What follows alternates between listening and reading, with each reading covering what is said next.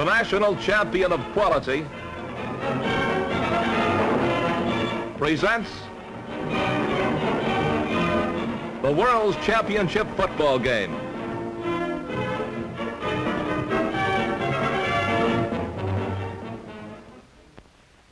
Hello, football fans. This is Earl Gillespie speaking for the Brewers of Miller High Life, the folks who bring you many a sports thrill on television and radio, and now proudly present this greatest classic in football, on film for your pleasure and in the best interests of clean, wholesome sports entertainment. So if you're ready, let's go with our Miller High Life camera to Briggs Stadium in Detroit. Game time is 1 o'clock. The day, Sunday, December the 27th, the year 1953. The World's Championship of Professional Football is at stake, and a capacity crowd of more than 57,000 spectators add color and excitement to this dramatic game. For the second straight year, the championship battle matches the defending world champions, the Detroit Lions, against the Cleveland Browns. By game time, Cleveland is a slight favorite, but the Lions claim they have the Indian sign on the Browns. In 5 attempts, Paul Brown, Cleveland's brilliant coach, has never been able to turn the trick against Buddy Parker's Lions. Detroit whipped the Browns in 52. Now, who'll it be in 53? Abe Gibran leads the Browns out of the gridiron. Number 65 is right guard Charlie Noll. Lou Groza, Cleveland's place-kicking specialist, will be at left tackle. At right tackle, it's number 78, Johnny Sandusky. Number 88, Darrell Brewster, will start at left end. Kenny Lavelli will open at right end. At quarterback, number 14, Cleveland's brilliant passer, Otto Graham. Left halfback, Ray Renfro. Right halfback, Dub Jones. And at fullback, number 32, Harry Jagady. This season, Cleveland won 11 games and lost only 1. For the 4th year in a row, the Browns have battled their way into the playoff game, and now, more than anything else, they want to win the World's Championship. Starting for Detroit will be number 50, Charlie Ani at center, and Harley Soule at left guard. Right guard, number 63, Dick Stanfeld. Oliver Spencer, number 78, will be at right tackle. At left tackle, number 76, Lou Creekmur. The right end is number 82, Leon Hart. And at left end, number 87, Dorn Dibble. At quarterback, number 22, Bobby Lane. Left halfback, number 37, Doak Walker. Right halfback, Gene Gedman, and at fullback, Bob Hunchy Hornsmeyer. Detroit won 10 of its 12 games this season, and in playoff games, the Lions have never been defeated. Now, for the 3rd time in the 21-year history of the National Football League, Detroit goes after the World's Championship. The co-captains, Warren Lahr and Otto Graham of the Browns, and Lester Bigeman and Doak Walker of the Lions, meet at midfield with referee Ronald Gibbs. Cleveland wins the toss and elects to receive.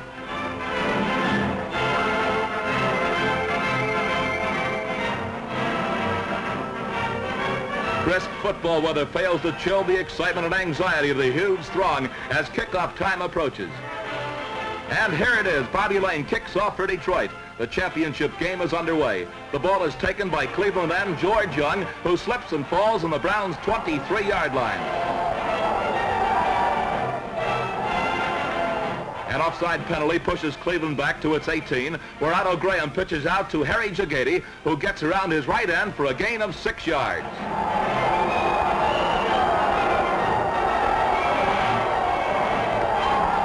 Quarterback Otto Graham fades the pass. He's rushed, hit, and fumbles. Detroit's Lester Bigeman dives on the ball on Cleveland's 12-yard line, and the Lions get the first break of the game.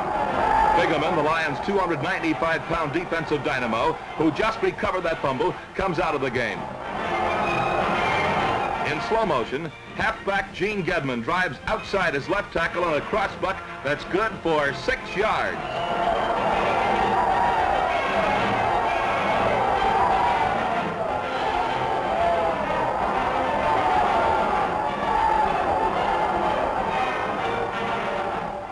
Hornsmeyer bangs on the line and picks up 2 more.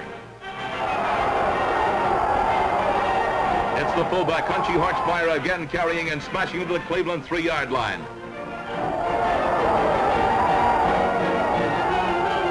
On the sidelines, the Detroit bench studies the situation with a fixed stare. That's Bobby Lane, number 22, under center. He hands off to Doak Walker, and Walker bangs into the end zone with the first score in the game. Detroit leads 6-0. And the Lion Rooters whoop it up. Here's that touchdown plunge by Doak Walker in slow motion. Watch the fine blocking of number 83, Jimmy Dorn, the left end, as Walker goes over to score for Detroit.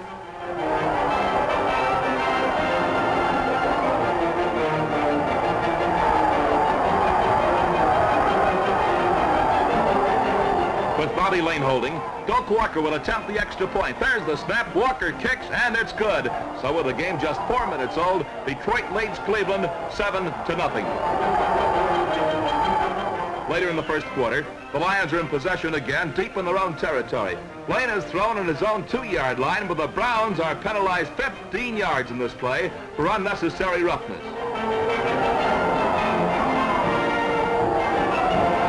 This gives Detroit a first down on its 17-yard line.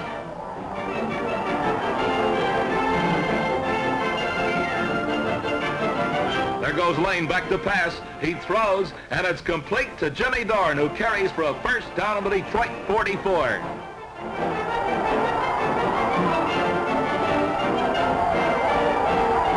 It's 2nd and 10 for the Lions. Lane drops back and flips the screen pass to Horchmeyer, but the play loses 4 yards as Bill Willis drops Horchmeyer in his tracks. The Lions would like to hike their lead here, and Bobby Lane is doing his best as he passes complete to Clay Box. But Box is stopped short of the first down on the Cleveland 46, so Detroit will have to kick. Ye O'Leary goes back into punt formation for the Lions. He booms away a good kick. It's taken by Billy Reynolds on the 2-yard line, and Reynolds gets back to the 19 before he is bounced out of bounds. A strong Detroit defense has checked the Browns so far, but Cleveland crosses up the Lions in this trap play that springs Harry Jagady loose for 15 yards. 15-yard penalty against Detroit brings the ball out to the Cleveland 49, where it's 1st and 10 for the Browns. Cleveland goes to the air as Otto Graham drops back and looks for a receiver. Graham fires.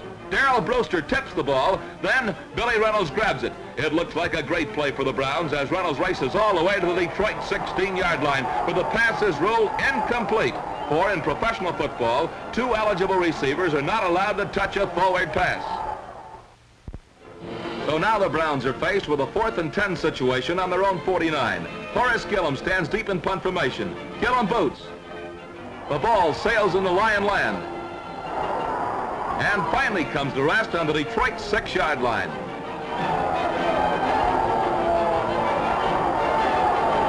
The Lions get set to move, but Bobby Lane and Hunchy Horchmeyer miss connections on a handoff.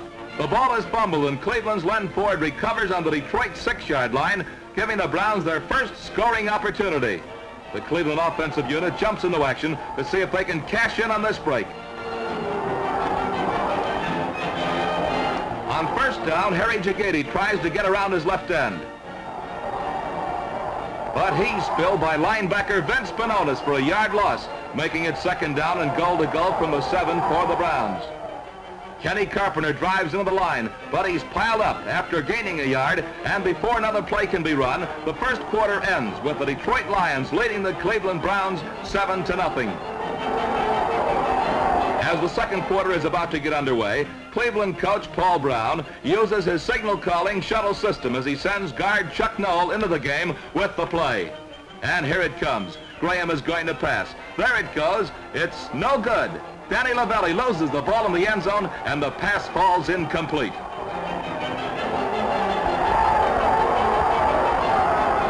Here is a close-up view of that same pass play. Watch closely, and you'll see Lavelli trap the ball and not catch it. It's a tough break for the Browns, as now they have 4th down and goal to go from the Detroit 6. Cleveland, trailing 7-0, elects to go for a field goal. Lou Groza will attempt it from the 13-yard line. The ball is down. Groza kicks, and it's good. The Browns score their first points, but They still trail the Lions by a 7-3 count.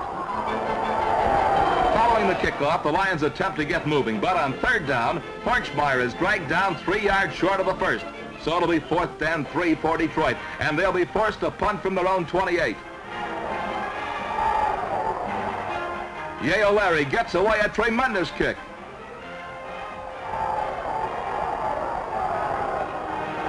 It carries to the Cleveland 6. Jim Dorn grabs it and carries it into the end zone.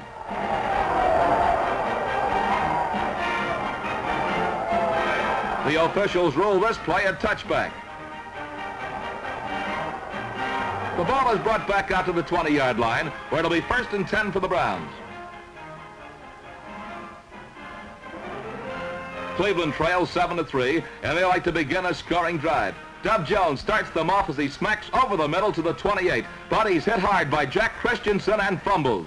Detroit's Sherwin Gandy wraps himself around the ball on the Browns' 26, and the Lions are in scoring position. 2 passes by Bobby Lane fall incomplete. Now on third down, Lane goes back to try another. He's rushed hard by Don Colo and Len Ford and tossed for a 12-yard loss back on the 38-yard line. It's 4th down and 22 yards to go, so the Lions call on Doak Walker for a 45-yard field goal attempt. Walker's placement falls far short of the mark and bounds into the end zone for a touchback as Detroit's scoring threat dies, much to the dismay of the Lions bench. An exchange of punts give the ball to Detroit once more. Gene Gedman hits into the middle of the line and picks up 3 yards to the Lions' 22. It's Bobby Lane moving back to throw one. Lane shoots a pass up the middle intended for Jim Dorn, but it's over his head. Cleveland's Ken Gorgel grabs it, but he's pulled down immediately by Dorn on the Cleveland 40-yard line. The Browns call on their hard-running fullback, Harry Jagady, and he answers with a 6-yard thrust through the middle.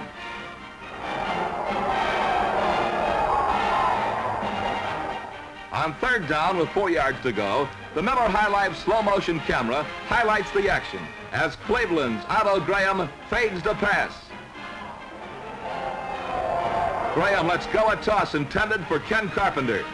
Carpenter leaps, but the ball goes off his fingertips and into the arms of Detroit's Jimmy David. David lights out for Cleveland territory. Watch this key block thrown by number 85, Sherwin Gandy.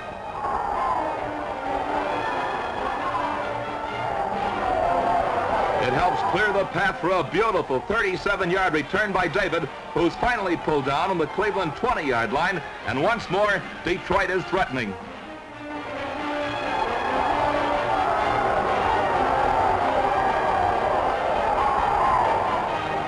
Follow this play closely, for it proved to be the most disputed play of the game.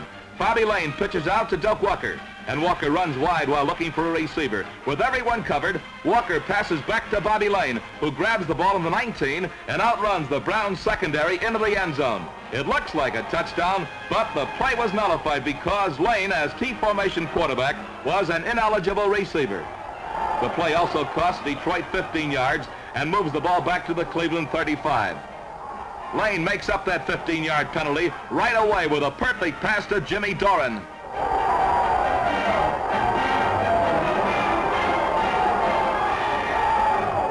The Lions can't get beyond the Browns' 15, so on fourth down, Doak Walker lines up for a 23-yard field goal try. Walker splits the uprights with his placement. The Lions' lead is increased to a 10-3 count, and Doak Walker has accounted for all 10 of Detroit's points.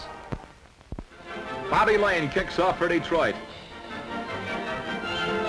It's a short kick taken by Harry Jagady on the 20. Jagady battles back upfield for 29 yards before being clipped out of bounds just short of midfield.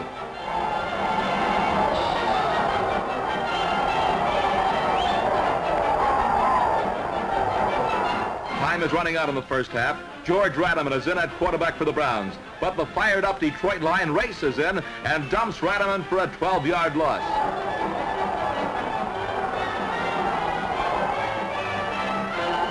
Radaman comes back for more as again he fades the throw one. It's a screen pass that's complete to Jagady. Jagady gets good blocking as he thunders 18 yards to the Detroit 44.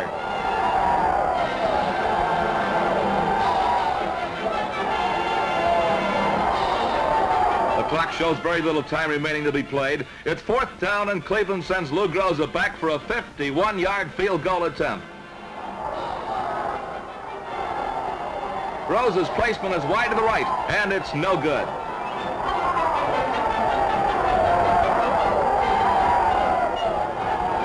Seconds later, the gun sounds, and the scoreboard reads Detroit Lions 10, Cleveland Browns 3 at the end of the first half of play in this, the world's championship game of professional football. During the intermission, the huge crowd is entertained by colorful local Detroit high school bands. Now it's back to the game, and we pick up the play in the second half with Cleveland in possession on the Detroit 49. Otto Graham, who had a tough time of it in the first half, starts the Browns rolling with a 7-yard toss to Billy Reynolds.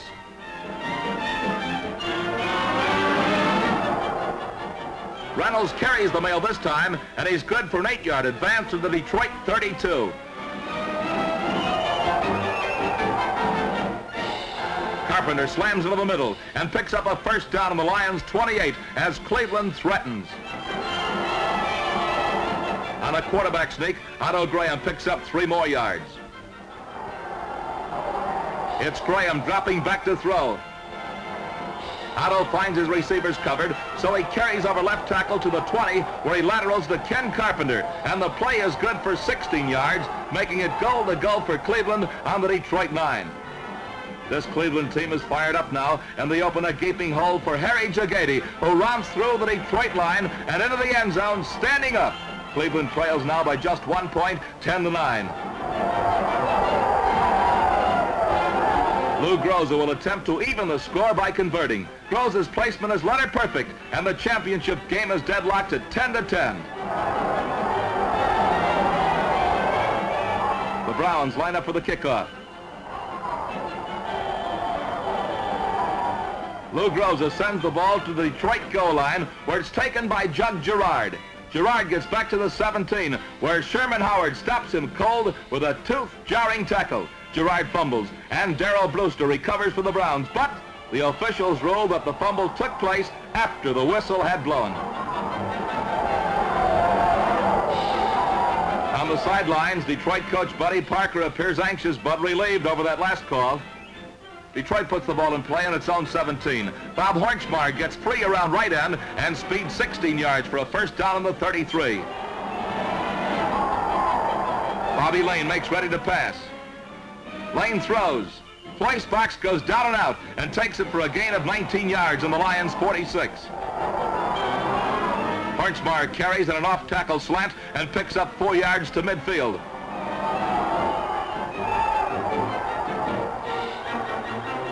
On a bootleg play, Bobby Lane swings around his left end and into Cleveland territory, but Lane fumbles, and the Browns' Don Colo recovers on his own 41-yard line.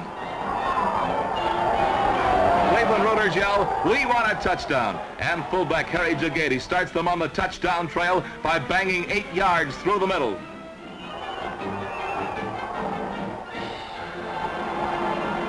This time it's Dub Jones lugging the leather, and he drives through a nice hole for 17 yards and a first down on the Detroit 23. Harry Jagady, Cleveland's most devastating ground gainer, digs for 13 more yards as the Browns bid to break the 10-10 stalemate.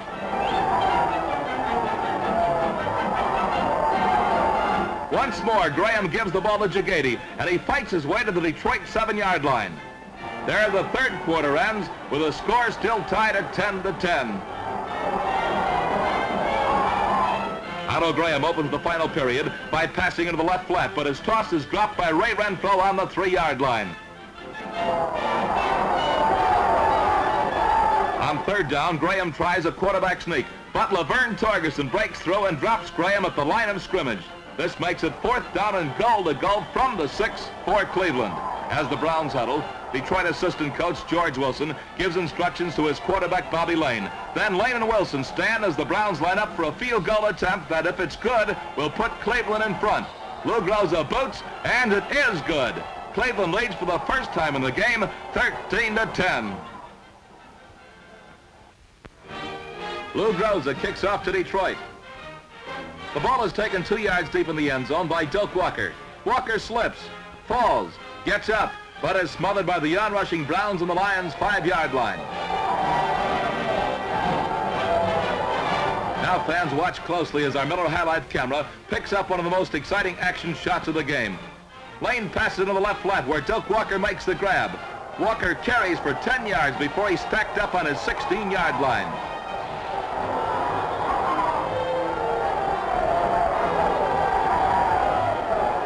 This time Lane hands off to Gene Gedman, who comes outside his left tackle and a cross buck the net 6 yards.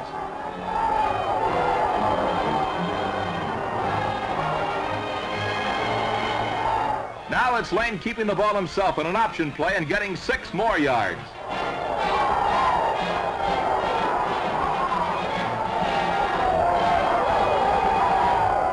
That's Bob Hornschmeyer carrying on this play and driving into the Cleveland line for another 6-yard advance. The Cleveland defense bunches to stop the Lions' running attack, so Lane crosses the Browns up by passing 22 yards to Dorn Dibble. Detroit removes all stoppers as Lane opens up the attack with a reverse to Gene Gedman. Gedman carries around left end for 6 yards and then laterals to Doak Walker, who adds 3 more for a first down on the Browns' 30.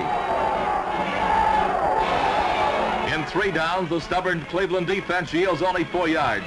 So Doak Walker will attempt a 33-yard field goal. The kick has distance, but it's off to the right. It's a touchback, and the ball goes over to Cleveland. The Browns' battering ram, Harry Jagady, pulls his way through the Lions' line for 6 yards.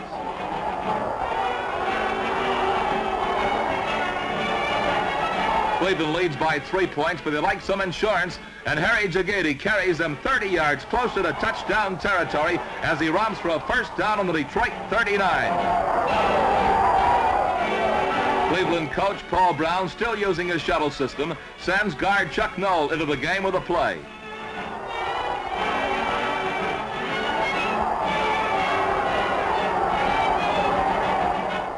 It's another trap play with Jagady carrying again and picking up 6 additional yards. On the sideline, the Lions' Bobby Lane keeps his passing arm warm, for with Detroit trailing, time becomes the all-important factor. Cleveland is stopped cold at the Detroit 35, where Groza ties a playoff game record by attempting his 4th field goal that's good. Groza's 3rd successful field goal of the day gives the Browns a 16-10 lead with 4 minutes and 10 seconds left to play. Following the kickoff, the Lions put the ball in play on their own 20-yard line. Lane passes down and out to Jimmy Dorn for a gain of 17 yards.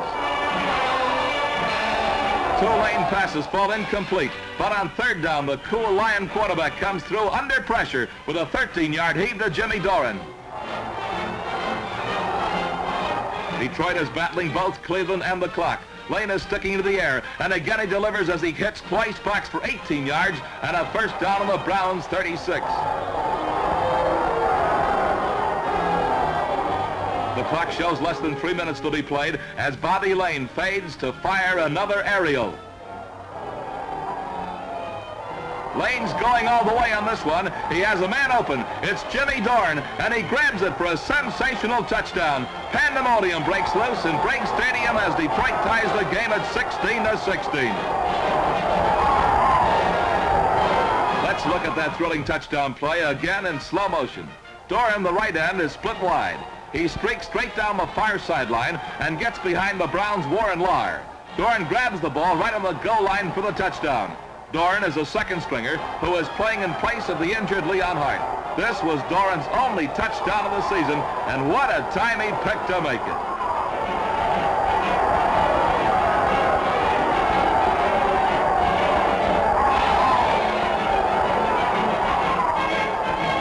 With the game deadlocked at 16-all, Doak Walker slams the ball through the uprights to break the tie and put Detroit on top, 17-16, with just 2 minutes and 8 seconds remaining to be played. Leading by 1 point, the Lions kick off. Lane's boot is taken by Kenny Carpenter on the 10-yard line, and Carpenter returns at 18 yards to the Cleveland 28.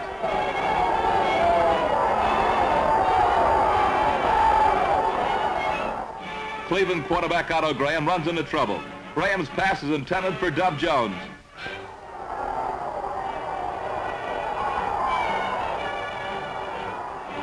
But it's intercepted by Detroit's Karl Kurilovats. Kurilovats races back to the Browns' 6-yard line, but the officials rule he stepped out of bounds on the Cleveland 34-yard line.